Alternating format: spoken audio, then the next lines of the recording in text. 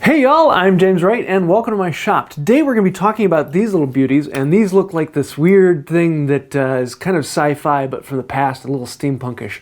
And this is called a Tenon Cutter, or some people call it a tenoner, or there's a bunch of other ideas. And we actually want to go through and look at what is it for, how does it work, and then how do you actually set it up. So let's dive in and take a look at it.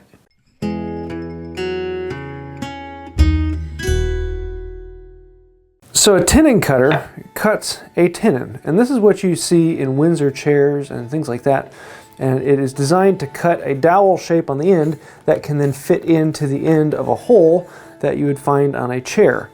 The nice thing about this is this particular one will set up to any diameter that you want to create a tenon to then fit the hole you want to drill. So I want to see how exactly do you go about making one of these. So imagine for a moment this is a leg that we want to put into the seat of a Windsor chair. And I want to cut a tenon on the end. The problem is with this, it just cuts in a ring and I can't just start it. I need something to kind of create a cone that this will then start on. And for that we have this. This is a cone cutter, or they go by, I have heard probably a dozen different names. But this will actually cut a cone on the top so that we can start a tenon. This is set up with the blade protruding just a little bit, so that it can slide in there. And you sharpen this just like you would sharpen the blade on a spoke shave. It acts just like a pencil cutter, and inside you can see that there is a stop that will stop it once it gets to a specific diameter. So you can slide the cone in and out and put that stop wherever you need it to be. To adjust the blade in and out, you can do it much like a wooden plane, just tapping on one side or the other until you're getting the desired depth of cut. And go to town. Yeah, monster of all pencil sharpeners. Stick your finger in there, let's see what happens. Now that we have the cone cut on this, we can now fit that inside this mouth. Set that on there, and then this will then cut the tenon down. Now, tenon cutters today will cut with the chisel here, and they're trying to cut the cheek of the tenon. But what this tenon cutter does is it actually cuts the shoulder of the tenon. So the chisel is just running around here, slowly cutting the shoulder lower and lower and lower. The diameter of the tenon is measured by the tip of the cutter. Wherever that tip of the cutter is will give you the diameter of your tenon. Then you can adjust the length of your tenon by sliding this up and down. There's actually graduated marks on the side.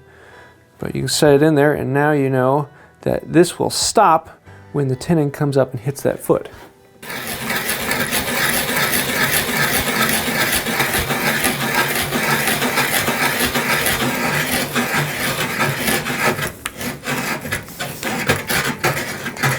Here you can see how the foot is now resting on the top of the tenon, so now it won't cut any deeper at all. So we can pull this off, and there's our tenon ready to go on. So in this case, I've cut the tenon a bit big, and it can go on there. If I wiggle it down on, you can see how the tenon comes through. And that's right about where I like it for most Windsor chairs. I'm probably going to be cutting a split in this so I can drive in a wedge, and that will make it slide in a little bit easier. I want it nice and tight so that the friction fit from this is all that it needs to hold it together. So how do we actually go about adjusting this? Because this one has a mouth that can open and close. Some of them you'll see with a bunch of holes with preset sizes, so you can actually rotate the correct hole into shape. But with this one you can do any size from 1 1/4 all the way down to 1/4 inch. And to change the size, we just need to loosen up this screw a little bit. Once that's loosened, then we can use this knob to rotate these in and out, and we can actually change the size to what we want and then lock it down into place. It's a fairly simple device, as this is just a gear that then runs along the gear of this jaw. So to get a rough idea of size, there's a mark here that you can line up with all the measurements across here. So you can set it to where you'd want it. Like right there is about 3/4 inch. But the problem is it has a little bit of slop in it. So what I want to do is lock it down at what it says is 3/4 inch, test it, and then come back and tap it back and forth. So for the fine tuning, I'll either tap it here and close it up, or I'll tap it here and open it up and get it exactly where I want until the tenon is a nice tight fit in the hole. And then I'm going to come back through and just lock this sucker down. And you can see there's actually a hole in this. So if I wanted to stick an Allen wrench through there, I could put even more leverage on it and lock it down. Now the way you adjust this is this cutting edge just needs to be higher than the sole of the tenon cutter. And the sole here is what actually rides on the shoulder. And this blade sticks down a little bit lower, and it allows it to cut a little bit deeper each time. So the difference between this sole here and the height of the iron is how much you're going to be cutting off. And right now I have probably about a 32nd of an inch, which is a fairly deep cut, as this is always cutting end grain. So to adjust on this one, we can just loosen up these screws. And this one has a nice setting here with this knob, as I can fine tune, adjust the blade in and out. I want this blade to be just sticking out into this circle a little bit, because the distance from the tip of this blade to the side of that jaw is what actually measures the diameter of your tenon. If it slides in and out, it's going to be resting on there, and then the other side the blade is going to be scratching it. So I can adjust it until it's just sticking out into that circumference, lock it down, and give it a test. Move it back and forth. Some of the older ones don't have this adjusting knob, and so you just loosen these up a bit and then tap it in with your hammer until it comes in just touching out into that center spot. Now over time you'll notice that this tip actually wears out, and rather than becoming a square edge, it's sort of rounded here. And that's fairly common and not a problem at all. That just happens because it's always rubbing against the wood. Some people actually will cut that off so that it matches the radius here, so that the tip actually comes out. I usually just leave it at whatever it's at. It's not a huge difference one way or the other. And it has a double bevel here, so it's the same bevel on both sides. And all I'm going to do is put it on here, match that bevel, and then use my finger as a bevel guide and let it slide along my finger. And I know if you're going to be using whetstones, this may hurt your finger, but with diamond plates, I usually just do it on the fine stone. If I just need to brush it up, I'm just going to bring it over here to the strop, clean it up, 30 or 40 strokes on one side, flip it over, keep that same angle, 30 or 40 strokes on the other side, and it's going to be ready to go. It doesn't take that much. You just want this edge to be nice and sharp, because you are cutting end grain, so you do need this to be just about as sharp as humanly possible. And then you can just go back in, do the adjustment settings, lock it down, and you're ready to go. Now, tenon cutters come in all different types and sizes and shapes.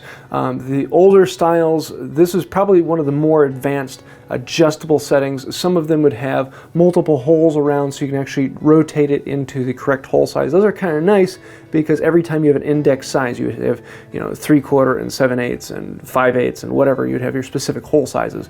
Whereas this can do all of the sizes in between. So you have a bit that's a little bit large or a bit that's a little bit small. This will help you out for that. Some of them would even come with just a specific size. So this would be a tenon cutter for only 3/4 dowel. And nowadays, if you go to the big box store, well, I don't know if you can find them at the big box store, but on Amazon, other places like that, you can find dowel cutters that have specific sizes. Most of the newer ones actually have a curved blade, so rather than just cutting the shoulder of the cut, they will cut the cheek and the shoulder, but then the transition between the two is rounded. So it looks really cool, and you'll see that in a lot of your live edge sticks and some of that furniture style.